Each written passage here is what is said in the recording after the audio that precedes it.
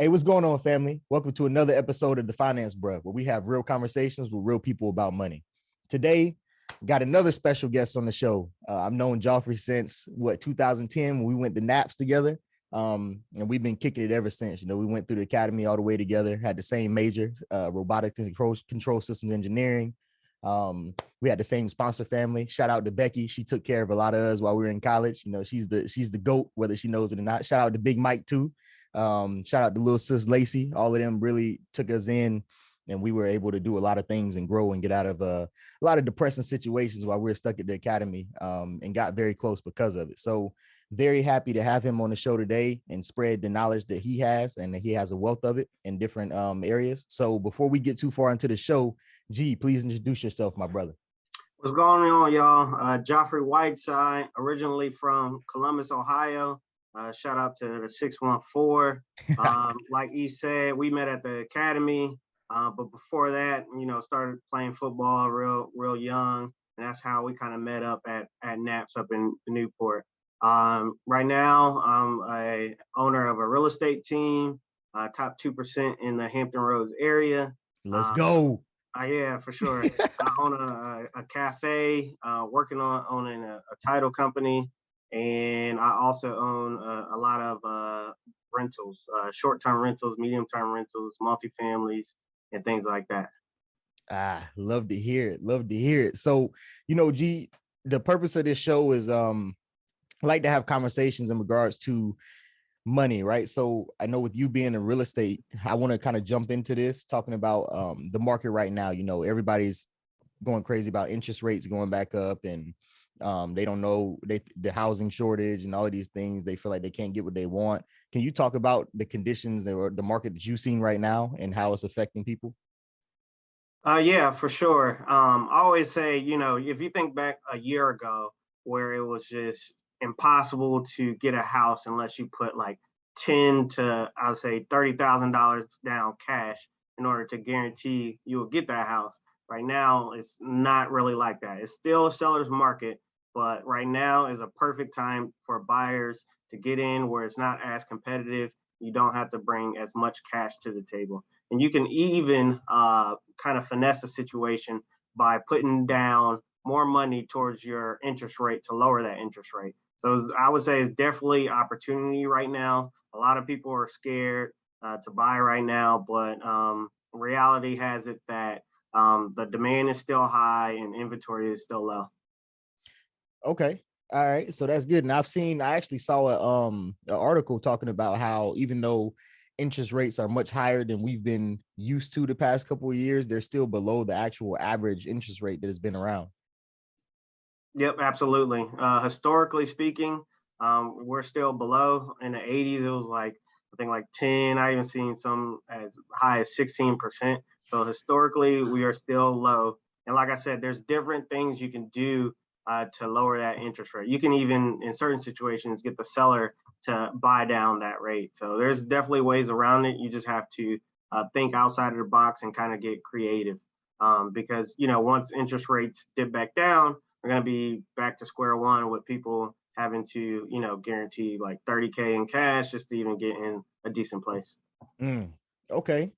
All right. So appreciate that. So for the next question I have is, I know I work with a lot of people. Most of my clients are trying to buy homes, and it's going to be interesting having this conversation with someone who's a real estate agent, because I know a lot of mistakes that I see people make. Like they don't have enough money saved. They have, a lot of bad things on their credit report, charge-offs, missed payments, all of these things. And they don't do the proper preparation to make sure that they give themselves the best chance of getting the home that they want, right? So for you as a real estate agent, what are some mistakes that you see home buyers make, and how can they prevent making those issues or mistakes in the future? Like you said, like it starts with your personal finance, right? The better your personal finance is, the lower your rate's going to be, the easier you're going to be able to purchase a home, the more buying power you're going to have. So it literally all starts with personal finance. They go hand in hand. Like building your real estate portfolio definitely has a big play into personal finance. So some of the mistakes I've seen people make is typically in cars. You know, they get these high loans for cars or even abusing credit cards. I see that a lot, and I see that in some of my clients that's prevented them from getting that lower rate or even prevented them from actually purchasing a house. And that's because one, I'm assuming the debt to income ratio is probably too high with all of Yep, the things that they purchase. absolutely. And now, I talk about a lot because I think a lot of people forget that the debt to income ratio exists. A lot of them, think that, hey, I have a qualifying credit score, I'm good. And it's like, no, it doesn't really work that way. Yep. There's a So, lot of different factors that go into buying a home. so talking to realtors, I know that one of the things they always stress is that people should come to them with a pre-approval letter in hand. Can you explain why that would be more beneficial to the client and to you? Yeah, I would first say they should come with a pre-approval before they start actually like looking at houses, because you're gonna be wasting everybody's time if you're not pre-approved and you're out here searching for houses. So I highly recommend before you start searching for anything. Now you can find a real estate agent and say, hey, do you know any good like loan officers? Because ultimately, the loan officers do play a big role in the successful closing of your house. I've met some terrible loan officers that really didn't go that extra mile for the clients, and they ended up losing the deal. And on the other spectrum, I met some awesome loan officers who would literally give up some of their pay just to make the deal go through and look out for the person. So I definitely think it's important to have that pre-approval either way, just so you can know how much you can afford, and well, not necessarily afford, because just because you're approved for an amount doesn't mean you should necessarily buy at that amount. And I see that a lot in That's a military. good point. Yeah, and my clients, it's like, oh, Geoffrey, I want to look at this $600,000 house, and I'm like, whoa, like, let's be smart about this. You have to begin with the end in mind. This is not gonna, if you're an ensign in the Navy, this is not gonna be your forever home. I'm sorry, you're gonna move stations, you're gonna do different things. So I always recommend them to think with the end in mind. What does the rental income for the place look like? What are you gonna do after it? What type of neighborhood are you buying in, and stuff like that? So So that's a good point that you hit on, because a lot of people will see that they are approved for that $600,000 home, and that's the only thing that they want to go for, not realizing, hey, that payment that you're going to pay, right? One of the things I tell people when it comes to getting a home is, hey, your payment shouldn't be any more than 25 to 35% of your monthly income. A lot of people will be like, oh, no, I can afford it, and it's 44, 45% of their monthly income. That's going to change the way you do everything else with your home. And depending on how the rest of your finances are ran, you might end up living paycheck to paycheck or worse, because you didn't calculate or plan for that in the beginning. So I think it hits into like the mind state thing, I think, in regards to, pride and feel like, oh, I deserve, I should have this. This is the image that I want to portray. I want everybody to know that I'm doing well. But like you said, you got to begin with the end in mind. And, I don't care, if you got a $600,000 house or a $250,000 home, like, it's your home. I don't live in it. I'm saying, I don't need to be impressed as long as you're doing what you need to do. And I think that a lot of people have to get that into their mental and understand that, because I think a lot of people do things to impress people instead of doing things that are going to set them up for the future. Yeah, absolutely, absolutely. And it's my job to kind of like snap them out of that. Yeah. No, which is good, because the last thing you want, and I know it's anytime you're working with clients, it can turn into a sticky situation, because even though your job is to guide them, at the end of the day, the decision is still theirs, right? Yep, But absolutely. when they realize that they made the wrong decision, a lot of people aren't good with self-accountability, and they're going to go back and say, you steered them wrong, right? So these are the things that I think people can start implementing beforehand to make sure that they're giving themselves the best shot at, getting what they need to be successful. Yep, absolutely. You're absolutely right. So now we spoke about mistakes and, how someone can give themselves the best shot at getting a home, because there's more things too, like, budgeting. I tell people all the time, like, yo, if you want to purchase a home, and typically the largest expense for anybody, right, is their home, what they're paying, whether it be rent or a mortgage. That's typically your largest expense. But I'm sure you've seen a lot of people, I've seen a lot of people that want to buy a home and don't even maintain their own budget, right? They don't know what their spending habits are like. They don't know where their money's going. They just feel like, oh, I make this much, I should be able to do this. And it's like, no, it doesn't work like that. You have to put some pre-planning in ahead of time, because if I know that, hey, I don't want to spend any more than, 30% of my monthly income, I'm going to tell you, hey, I'm going to look for a house that has a mortgage within this range. Yep. And like, that's going to help me and help you, because we're not going to waste any time. And for anybody that knows how valuable time is, don't nobody want to waste that. So there's a lot of things in that manner that I like to hit on. So now in Virginia, I know things differ by the state, right? So what are most of your clients? Are they mostly military? Do you get a mix? Like, what is that like? Most of my clients it's about half military and just half investors, just in general. Just because the type of area we live in, the biggest military city in the world. So a lot of them are, first time home buyers, or even, second time home buyers. So I guess this is kind of a niche client to work with. Mm-hmm. I love working with them because they're typically go in above and beyond in like understanding stuff and things like that. And they really want to even get past like buying their first house. They really want to, buy that second and third house and do it in the correct method. So you mentioned real estate investing. I know you invest in real estate, actually a lot of us do. But for you, what tips would you give someone who is looking at trying to start getting into real estate investment or investing?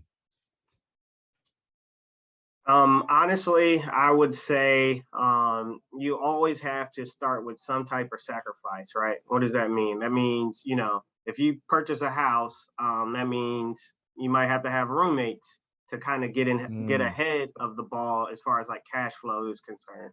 A lot of people can't afford to buy, that we were just talking about, purchasing like a 6-unit here, but a lot of people can't afford that type of property right off the back. So what do they have to do? They have to buy that single family home and have roommates and maybe do Airbnb while they're gone, or medium term rentals. They have to do that unorthodox type of renting to get ahead, so they eventually can purchase that multifamily in the future. So sacrifices, that's a big one, because a lot, you hear, especially leaving college, a lot of people, I can't have a roommate, I need my own space, blah, blah, blah. And it's like, bro, you don't understand the bigger picture. Like, even me and Trust live together. We don't have to, but it's like, hey, here's where we need to be. We can do this much faster if we both just sacrifice, do it. And it's not really a sacrifice. We actually have a good time, which people, if you get the right person, it's not really a sacrifice, right? Of course, everyone wants their own space, but that's just boundaries, right? You can set those. But at the end of the day, that's one of the biggest things. And we push that to a lot of the young guys at the academy coming out. Like, hey, you a young second lieutenant. We have one guy, he's going to be an artillery officer. Hey, purchase a home. However, you should have, if you got a 3-bedroom, those other 2 should be rented out. He's like, oh, well, I know personally as an artilleryman, you're going to be in the field at least 2 weeks out of the month. Yeah. Oh, you might as well have the house doing something for you, because you're going to be sleeping in the woods. It's like, oh, yeah, I didn't really think of it that way. I know, right? When you get these people, got this way. Okay, well, you foot that full mortgage, but if you had, at least one, now instead of paying $1,600 a month, you paying $800. Yeah, it's like, now what can you do with that extra $800 of cash flow every month? I can tell you one, you could at least save it. Yeah. So it's the sacrifices piece is huge, and I always hit on that. But I think that's very big when it gets to this too. If people think, when they get their own home, it's like, oh, this is mine, no one else can be in it. It's like, no, you're not gonna, I can guarantee you won't be in this house for 30 years. You need to use this thing as a tool to further you where you need to be. Absolutely. And that you hit the nail on the head on that one. When I first got here, I shared a house with, Jabari. Shared a house with Jabari for a year, and then bought my own house, and then eventually had roommates. So, and then from there went on deployment, decided, I didn't want them to stay in there. They were a little wild, Mad Dog and what's it called? I forget his name, AK. Oh, I didn't want to leave them in the house, so yeah. decided to do Airbnb when I was on deployment, and I came back to 60K cash, and that really excelled Mm, my investment portfolio.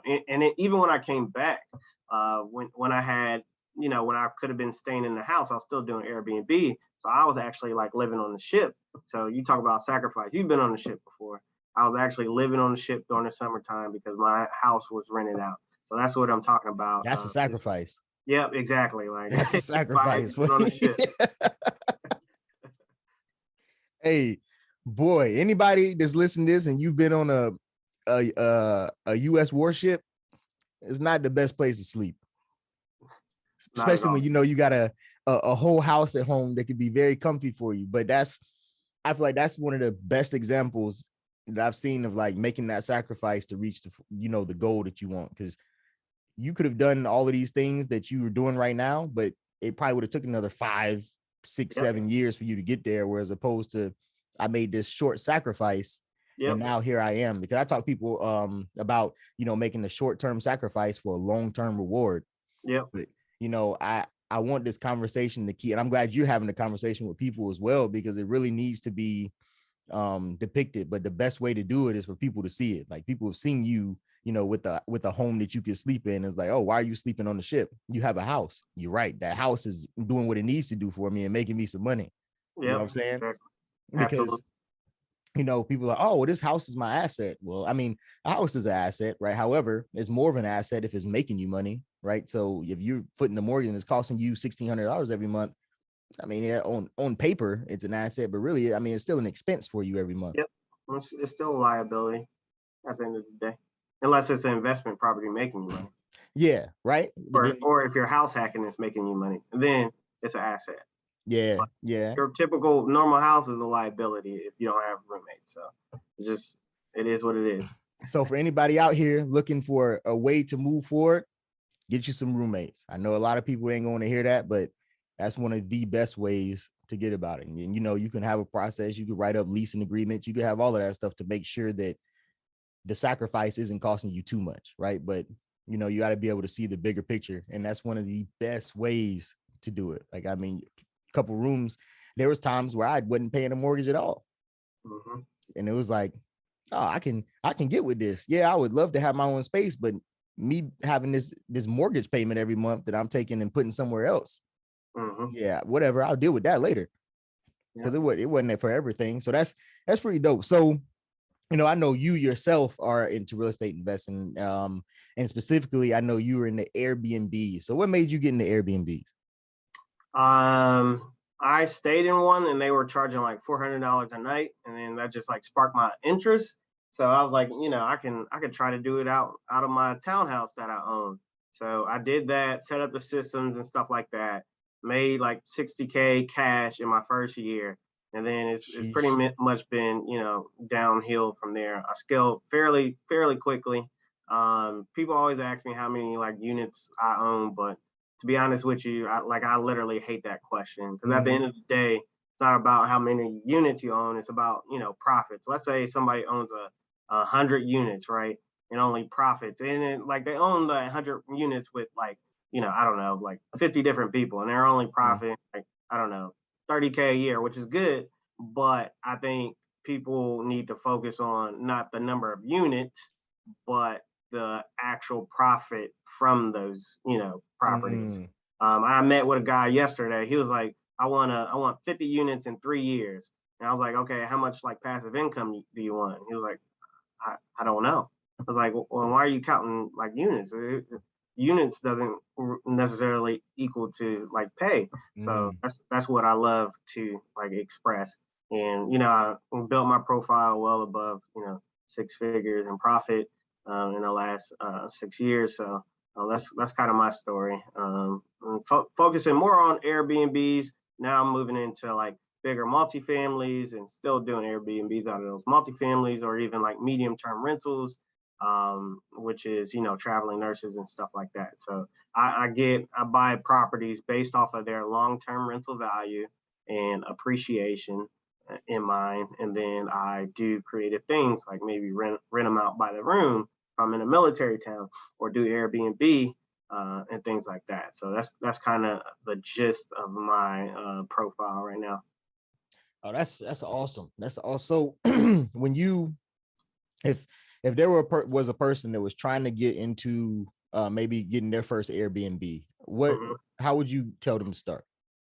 I would tell them to seek out somebody who's done it before, Mm-hmm. especially in that specific area, because there's different laws and different rules for every area. So I would literally network with somebody who has done it in that area and has done it successfully, and I would just pick their brain, or ask how you can add value to them, and do it that way. So I would definitely seek out mentors and read books. There's not many books on Airbnb, so you mostly be seeking out like mentors and things like that to kind of like walk you through, what they messed up. Because I had a ton of mistakes that I made, Mm-hmm. but I mentor people myself, so they don't make those same mistakes. So when a with the Airbnb, you started with just one. Would you recommend starting with like a single family home or multifamily? Like, how did you go about it? Like, what was your criteria for getting started? I know it was a learning experience, right? So do you feel like the first property that you turned into an Airbnb was the right one? I don't think the first property I bought was actually like a terrible deal, because the HOA was super high, so Ooh. it was like around like $400 a month. So it wasn't like really a smart buy, but I made it work. I got 60K cash off of it. So I would say do focus on what type of properties. Typically, you don't want to do like any type of uh, townhouses or condos, or even houses that have HOA or POAs or anything like that. Any type of fees, they're gonna be against Airbnb. Yeah, I saw it because when I got a townhome and I wanted to turn it to an Airbnb, and reading the bylaws for the HOA, which if you are listening to this and you say somewhere with an HOA and you haven't read the bylaws, read the bylaws. All right. But I saw in there it said no short-term leases under 30 days, which is like their way of saying no Airbnbs, right? So that that's because if I would have known that beforehand, I probably wouldn't have got that property. Now, granted, it's a long-term rental now, which is cool, but it's not necessarily what I wanted because the cash flow isn't as high. But had I been able to get that information beforehand, and now that's a learning experience for me, right? Like now I know, hey, if there's somewhere I'm going to ask for, hey, is there an HOA? Cool, let me read the bylaws before I even get into the point of trying to purchase this place. So anybody is listening, that'd be good for you too. If you're interested in the property and you're looking at maybe doing something like an Airbnb, make sure you read the bylaws for that place with the HOA before you put any money down, to make sure that you're not putting yourself in a position where you can't execute the plan that you have for yourself. Yep, absolutely. And 99% of the time, they're going to be against it. So that's just a good rule of thumb. Don't mess around with the HOAs. Yeah, nah, man, nah, we can't do that. So, um, with another thing with the Airbnb, so I know like y'all have one that y'all picked that everyone was worried about how Airbnbs were going to do specifically over a time like COVID-19. Um, and I know y'all had one specifically, the one with the pool, that actually did very well during COVID-19, which I think was a very smart. Even when y'all first got it, before all of that stuff hit, I was like, wow, this is a good spot. Like it was near the beach, it has its own saltwater pool, maintenance. Like what made y'all choose that one? And then how did that decision to choose that one help y'all during the pandemic? So we chose that one. We actually found that one. This was like, 5 years ago, when you can like actually find decent properties like on Zillow, and they weren't like flying off of the market. So we purchased that one, I believe, for 169. It's today it's worth about 270, so 100K in equity already in there.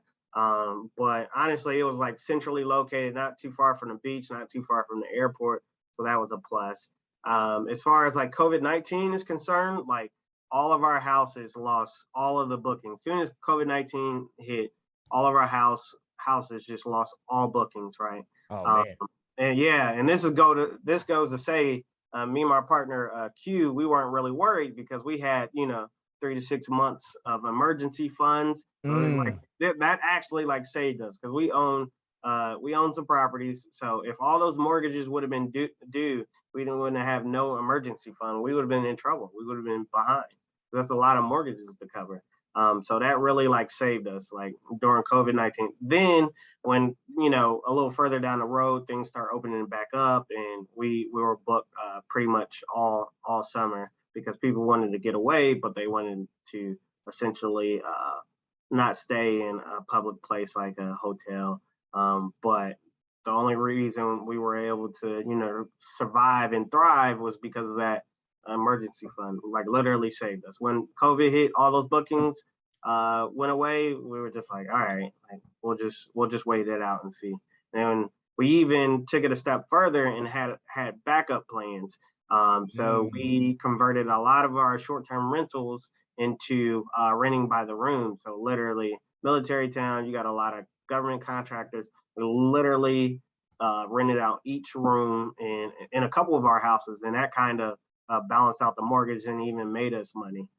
So you just have to have emergency funds and an exit strategy / backup plan. I think that's important in real estate because it'll really save you. Because over time, yeah, real estate is going to go up, down, but over time, it's like this. It's one of the best investments. So,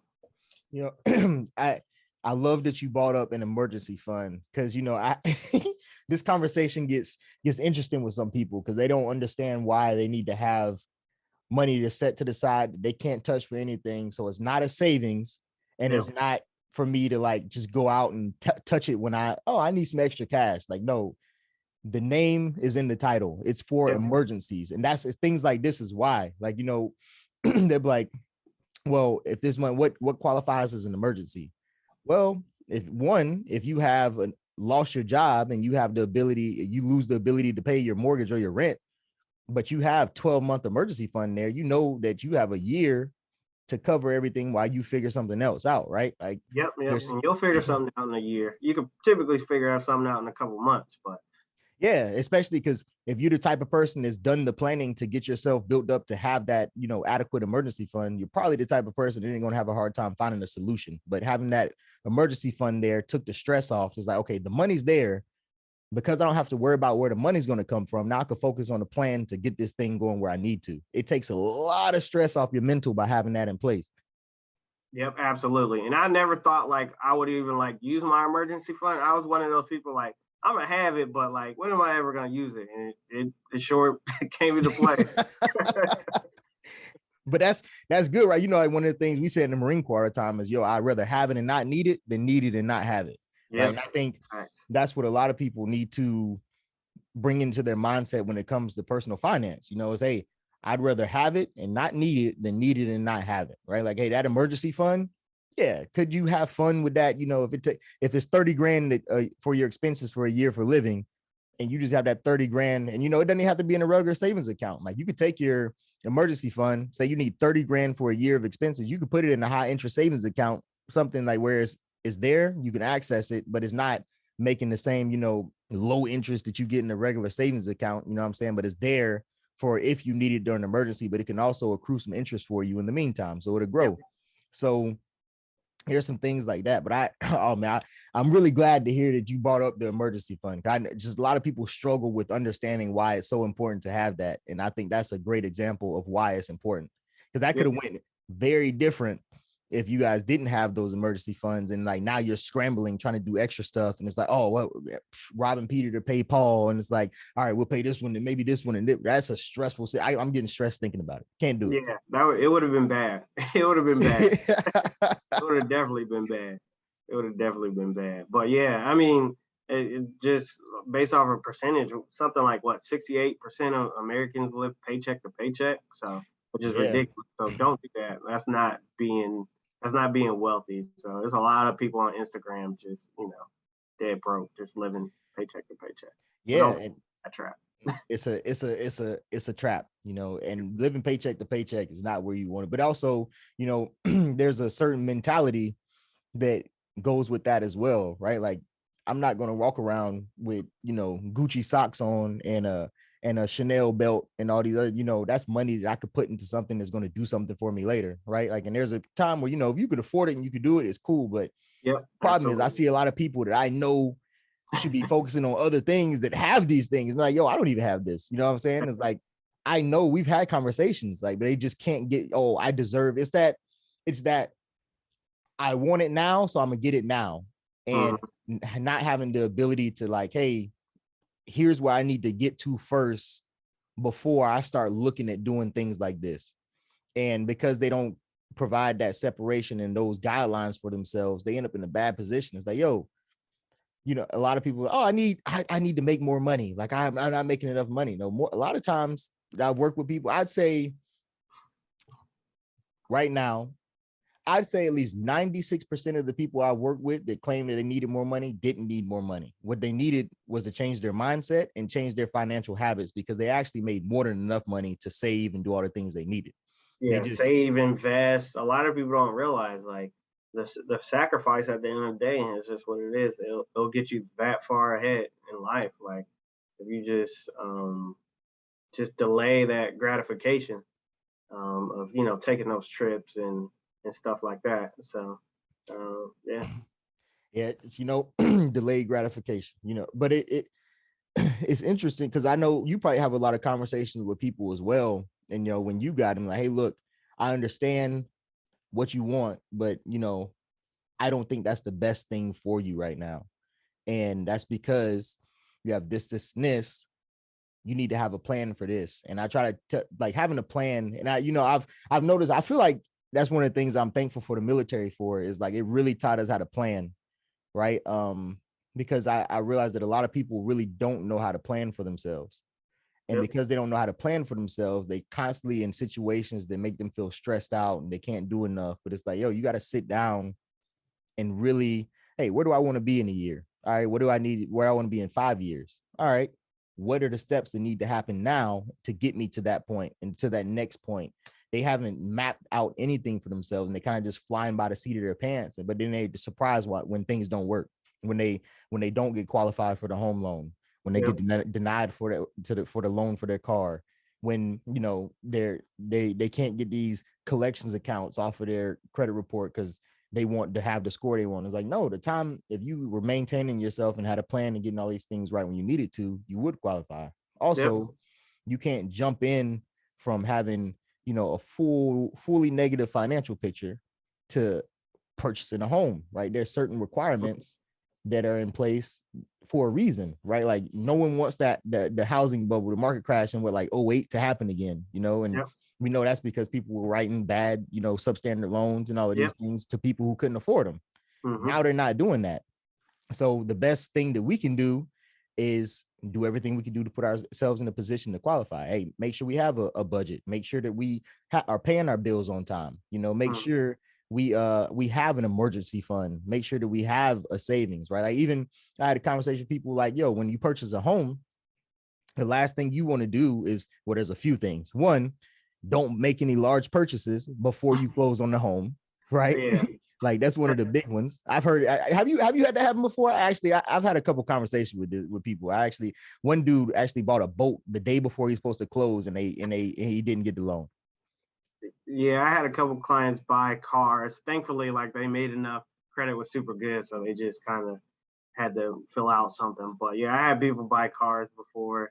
Never had anybody actually lose a loan, but that's because like their other stuff was excellent, right? Yeah, If you're out there listening, do not make any big purchases before you close that loan. You can literally do it the day after, but don't do it before.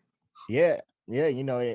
Why you can wait? You know what I'm saying? You can wait. You don't need the boat right now. You don't need the car right now. Even if you know that, hey, if I do this, I still fall in the range. I don't even want the question to come up. I'll wait the extra couple of days because I need to sign this paperwork to make sure I'm closed, and then I'll go do what I need to do. Yep, Um, absolutely. but that's a huge piece when it comes to that. So also you talked about you know, making sacrifices, right? So one of the things I remember when we was at the academy that someone told me one time. So I remember we were there, and we see when social media was becoming more of a big thing, right? Instagram was starting to become popular. Yeah, we sound old right now. All these things. But I remember I was upset one time because I was like, yo, all my friends are out here and they're living, this, it seems like this lavish life. They're parties, they're having fun, they're getting nice things, they're going around, they're taking trips, and like we sitting there like staring through me and you half the time, we staring through the gates of the academy because we can't leave, waiting for the dude to pull up with our Jimmy Johns, like Yeah. on the bike. So it's like, but I remember I was talking to someone one time and I was like, hey, look, I'm not really happy here. Like I see all my friends out here doing stuff. I should be doing that.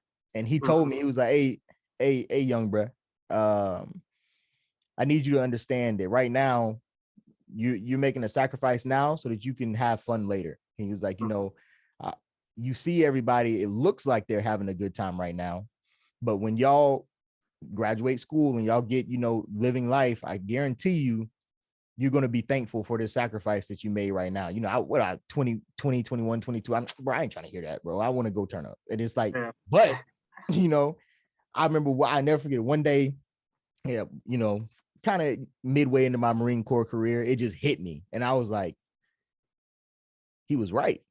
You know what I'm saying? Like that 5 years of sacrifice that we made going to that school, not being able to do all the things that we wanted to do, really set us up in a position to be in a better spot in adult life. And it was like, wow, but I couldn't see that at the time. But if he would have never said that to me, I would have never had that reference. Right. And so I try to tell people that when it comes to personal finance, take this couple, 2, 3, 4, maybe 5 years to get your stuff in order and to get where you need to be. Because after that, the world is really your oyster. Like you just have to do the work up front. Like it's okay. You don't need to go to brunch every day. You don't need to go and gamble on one of these sites for shoes every week, right? Like, you don't have to stay in a $2,500 studio apartment when you can, stay somewhere else that fits more within your budget, right? Like, and understanding that these sacrifices are only going to set you up to be able to do more quicker is important. Yep, absolutely. So now, along with real estate, and you have your Airbnbs, I know that you also ended up opening up. So you have like a hookah lounge in Ohio, right?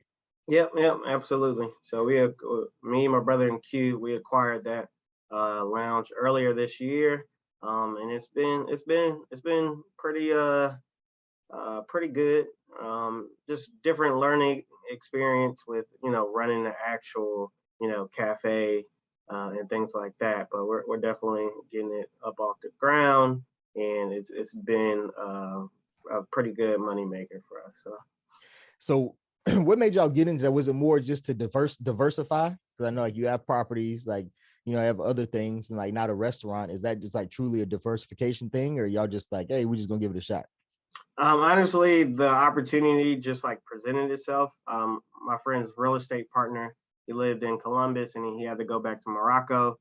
So he had to sell the business, and he hit up my brother and was like, "Hey, you want to buy the business?" So it was a matter of just the right opportunity. And thank God we had like the cash on hand for that type of stuff. And that goes to say, like, if you have like money set aside, there is no rush. Like, wait for the right deal. Like, I had no idea I was gonna buy like a cafe, but the right deal presented itself, and we were ready, and we moved on it like in 2 days. Like we were drawing up contracts Oh and wow. like that for it. So yeah, that goes to say, do not rush if you have a large sum of money. It's okay to take your time and look for good investments. We were looking for like real estate at the time, right? But that presented itself, and it was a home run deal. So we went with it. So would you say that patience is one of the tenets of like your investing? Like you will always remain patient, and it's like, hey, this isn't where I exactly wanted to be. I'm comfortable enough to wait to where it gets to where I need to be before I take action on that. Yeah, exactly. So I like to wait and like until it's at least like somewhat of a home run deal, right? Like I'm not quick to do anything, but when that deal comes up, um it'll take just a matter of a day or two. It's not like I'm thinking about it. Oh, I gotta gather this money. No, like when the deal arise, and like it's pretty quick. Like you got to be ready to go. Um, So Would you say that you're able to do that because you take the time to make sure that all of your stuff is organized, your finances, your paperwork, everything is organized, so when you need to access it, you know exactly where it's at? Yeah, absolutely. That goes into like buying a property now, because when you get so many properties, like you have to be organized, or you're Yeah. not going to be able to apply for any more, because you got to file taxes and different type of stuff. But if you don't have your stuff squared away, then you can't expand if you're not organized with your finances. Even if you like have the means, if you're not organized, it won't work. You'll get Yeah. denied the loans. You won't have the correct paperwork. You won't have this. You won't have that. It's just like, trust me, it's definitely uh, came about where I was like, oh, I'm glad I had this. Or even if I didn't have it, it's like, man, I got to get more organized in this field so I'm squared away for the next time. So it definitely pays to just have all of your, ducks in a row, to be honest. And it's personal, and that's business, that's anything. So how do you, if someone was on here right now and they were wondering how they could get started with getting their stuff organized, like what would you recommend to them? I would recommend speaking to someone who like actually done it before. Like, Mhm. there's no, like, why reinvent the wheel? Like, I'm a Right. huge believer in that. I'm I'm not the trying same. to reinvent anything, right? So why not seek out mentors and people who can help, who have actual knowledge in that area? And I think that'll save them some time, and it'll save everyone some time, right? Because yeah, I could probably figure out a lot of stuff if I like struggle through it, But but that hey, take time. yeah, it takes time, and my dollar per hour is fairly high, so I'm not. I don't like. I know finances, but I personally like. I get other people to help me out, Mm. and I know finances pretty well. So But you're not too proud to ask someone for help, which is the nope. the big piece, right? And I think that's a big piece too, because you see a lot of people who do need help, and there's some of them are very smart individuals who can figure it out. But I use the analogy, the the person that figured it out in a year because they got help, and the person that figured it out in 10 years without help, y'all both in the same position. This person just has 9 years to enjoy where you about to get in 10 years. It's Yep. like, so why would you put yourself in a position to have to wait longer to, reap the rewards of your work when all you got to do is ask questions? And I think that's something a lot of people struggle with. It's like, I don't want to ask them for help. I could do it myself. I got to say that I did it myself. And it's like, no one's going to look less at the person who asked for help. Like, honestly, most people will probably look at them more favorably because, like, oh, this person, they're easy to work with. They understand that it's okay to not have the answers. You just got to find the people that do and make yourself an asset to them, like they're going to be an asset to you. Yep. Absolutely. I read this book called Who Not How, and it Mm, it, it basically outlines that, like, you need to find the right who, instead of trying to like do everything yourself and putting in more time. And that essentially takes away from like your family and you enjoying life. You sitting up here struggling doing your taxes, or struggling on how to figure out, how to organize your finances, and somebody already has the formula. Somebody already has done that. So it's really a matter of like finding the right who in your life to make your life easier. I haven't heard of that one. I'm gonna read that and we can talk about it. Yep. It sounds like a good book. But Yep. the last thing I want to get at is, knowing that you are, a family man. Congratulations on your new son, baby Appreciate G. it. Can't wait to come hang out with him and terrorize him. But For sure. for you now as a father and a husband, how does that change your mentality around managing your personal finances for your family? Because I know you want to be able to provide. Like, how has that shifted your mindset when it comes to um making financial plays and building that financial security for your family, if that makes sense? Um, I would say I'm a lot less risky now, but I was risky, earlier starting off. But I always like believed in like sound like investing, so that's not going to change.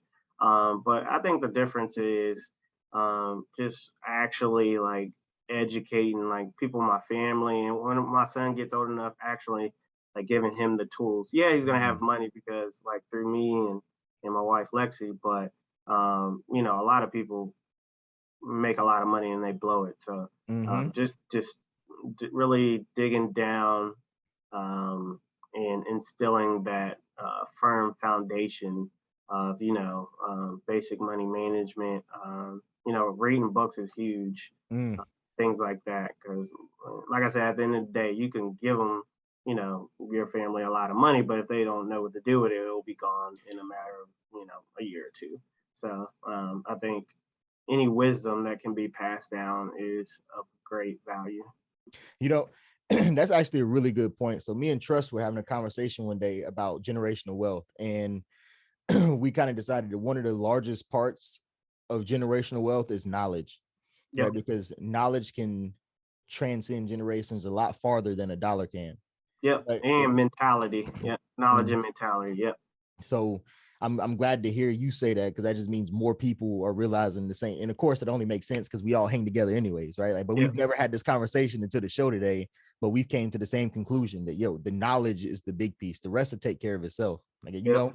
if something happens to me, my family will be good, but also I know that they'll be able to carry on and continue building because the knowledge is there. Yep. Absolutely. So, man, that's huge. I definitely, we'll I know we're gonna get together soon, so we'll definitely have to plan that out. But before we end the show, kind of let people know how they can get in touch with you and contact with you. I know on the real estate side, and maybe if they have questions about real estate investing or Airbnbs, how can they get in touch with you? They could get in touch with me. If you want to just text me, I'm pretty open. My business phone is 757-831-0532. They can find me on Facebook. Just type in my name, Geoffrey, Whiteside, Whiteside, or even on Instagram. And I go by Geoffrey the Realtor _. So that's how they can find me. I'm more than happy to help anybody out with any real estate needs or any like business needs or really anything. He knows me pretty well, and I literally will help out pretty much anybody, which I should probably stop doing that because, time is money, but I truly, believe in giving back. So Same, that's why we homies. We both do the same thing. But I'll say for anyone listening, start doing the work. And this goes for anyone that you speak with, right? I want to tell everyone in here now, before you seek advice or help from someone, start doing the work yourself. yep. Start looking for information yourself. Don't look for that person to just walk you through everything. Have a plan, like, hey, look, maybe you're stuck somewhere, or maybe, but don't go to someone expecting them to just give you the answers, because you need to show that you've put in the work prior to, because then they're going to respect you enough to want to help. And it's going to show, okay, they've done this on their own. I know that they're serious, right? The worst thing you can do is ask for someone to give you their time and you waste it. Oh my goodness. Yeah. And you waste it. Don't waste people's time. All right. I want everyone to receive help, but you got to start doing the work yourself. Yep, absolutely. You got to speak that language before you even come to them. Because even if they give you, some really solid advice, you're not going to understand it if you don't speak that language already. So it'll be wasting both of your time.